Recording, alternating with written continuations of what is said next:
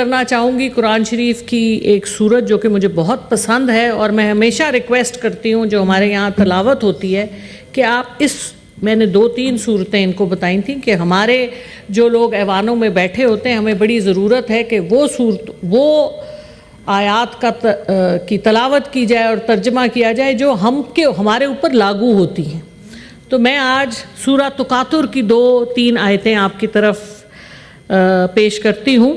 الحاکم التکاثر حتی زرتم المقابر کلا سوف تعلمون ثم کلا سوف تعلمون۔ اس کا مطلب یہ ہے کہ تم انسانی مال و دولت جس کو تم نے اپنے اوپر حاکم کیا ہوا ہے اپنے ہوس کے لیے، اس ہوس میں تم مبتلا رہو گے جب تک تم قبر میں نہیں پہنچ جاتے۔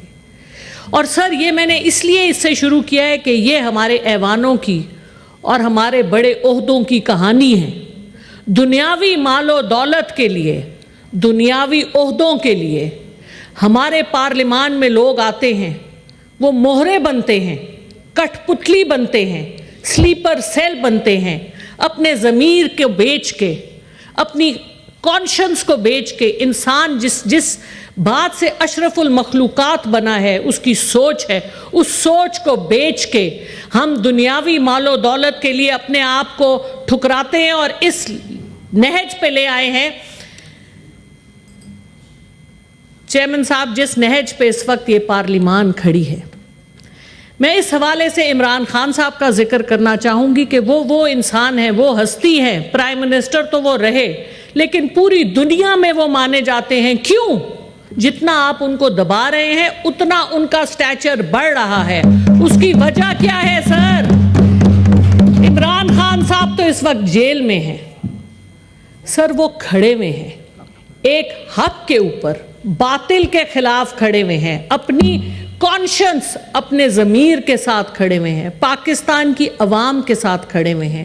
اور سر انہوں نے نہ 1 روپے کی کوئی کرپشن کی اور نہ ہی انہوں نے پاکستان کے مفاد کو کبھی بیچا، نہ چھوٹے فائدے کے لیے نہ بڑے فائدے کے لیے۔ اور یہ وہ 2 چیزیں ہیں جس سے امت مسلمہ ان کے پیچھے کھڑی ہے۔ آپ کہیں چلے جائیں مسلمان ممالک میں، وہاں عمران خان کا نام لیتے ہیں، وہ کہتے ہیں کب آئے گا تمہارا یہ ہیرو، کب آئے گا دوبارہ تمہارے ملک کو اٹھانے کے لیے۔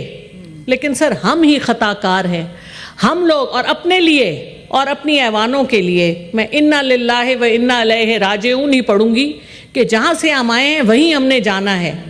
اپنے اس وقت نوشت دیوار ہے کہ یہ ایوانے، معذرت کے ساتھ میں بھی 2027 تک اس کا حصہ ہوں، لیکن یہاں پر اب کچھ نہیں رہ گیا جس کی کوئی امپورٹنس ہے۔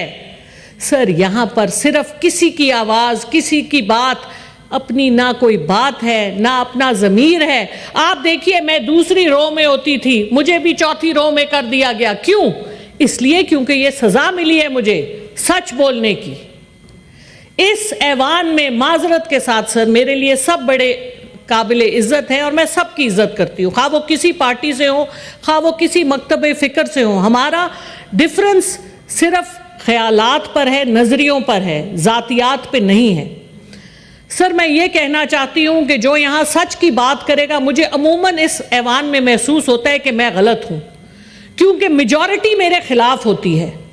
جب ہم میں سے جو لوگ بھی سچ کی بات کرتے ہیں، حق کی بات کرتے ہیں، ہمیں یہ باور کرایا جاتا ہے کہ ہم غلط ہیں، ہمیں چپ کرنا چاہیے، ہمیں سچی بات نہیں کرنی چاہیے، ہمیں غلط بات کی سپورٹ کرنی چاہیے۔ سر میں تو اس لیے نہیں آئی، میں نے اللہ تعالیٰ کو آج یہ میرا آخری موقع ہو یا ہم میں سے سب کا آخری دن ہو آج، سر میں تو نہیں مرنا چاہتی باطل کے ساتھ کھڑے ہو کے اور اپنی ایک ذاتی فائدے کے پیچھے اپنی آواز بند کر کے اپنے بچوں کے پیچھے۔ سر یہ نہیں ہونا چاہیے۔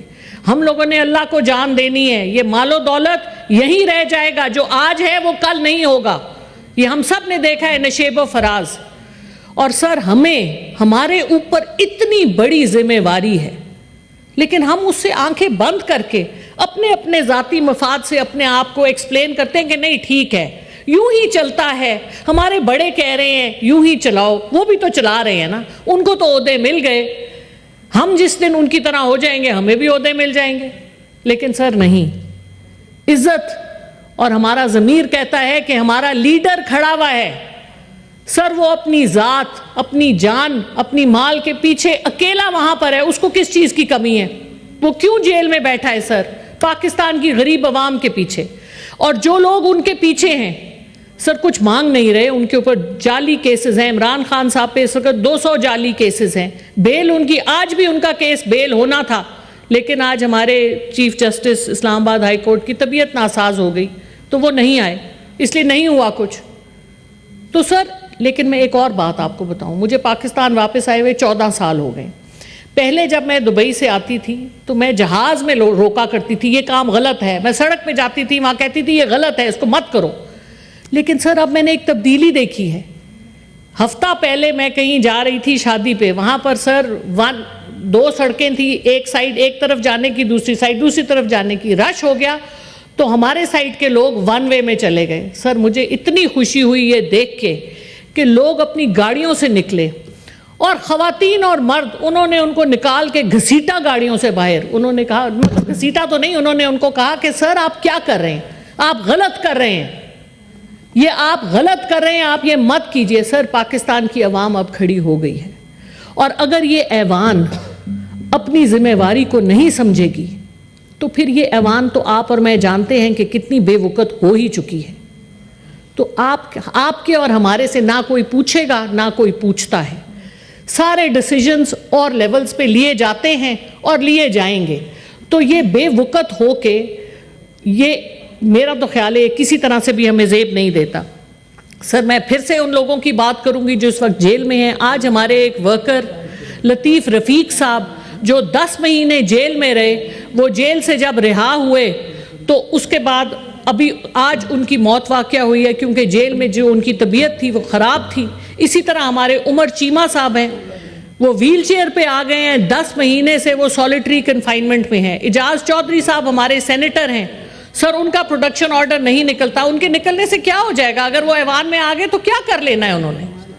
سر عمران خان صاحب کو بیل نہیں ملتی، عمران خان صاحب کے اوپر کیسز پہ کیسز بنائے جا رہے ہیں. سر اس کے لیے ہم کھڑے ہوں گے، ہم بات کریں گے، اور ہم تہذیب کے دائرے میں رہ کے بات کریں گے. لیکن سر یہ ہمارا حق ہے اور ہم اپنا حق مانگیں گے.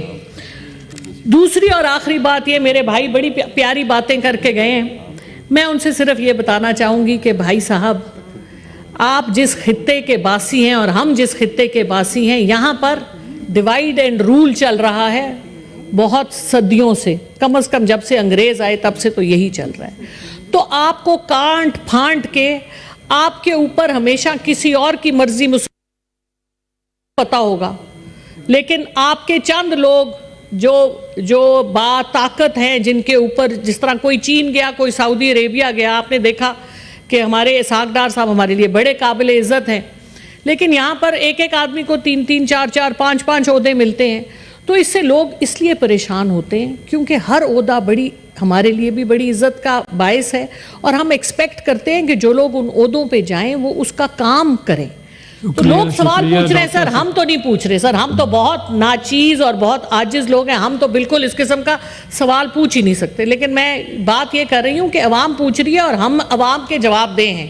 عوام ہم سے یہ بھی پوچھتی ہے کہ آپ ایوانوں میں کیسے جاتے ہیں جب آپ اپنی، جو ہمارا ایک موقف ہے سر، صرف ایک موقف، کہ عمران خان صاحب کو رہا کیا جائے، جو ہمارے بے گناہ ورکر جیلوں میں بند ہیں ان کو رہا کیا جائے، لوگوں کے ساتھ جو ظلم ہو رہا ہے، خواتین جو جیلوں میں بند ہیں سر ان کو رہا کیا جائے، ان کی نارمل کورٹس میں ان کے کیسز ٹرائی ہوں. سر جب تک یہ نہیں ہوگا، ہماری معصوم اور ہماری چند لوگوں کو ناپسند آنے والی آواز، جس نے مجھے چوتھی رو میں کیا اور جو مجھے اور پتہ نہیں کیا کچھ کرے گی اس ایوان میں جو میرے 3 سال بچ گئے ہیں.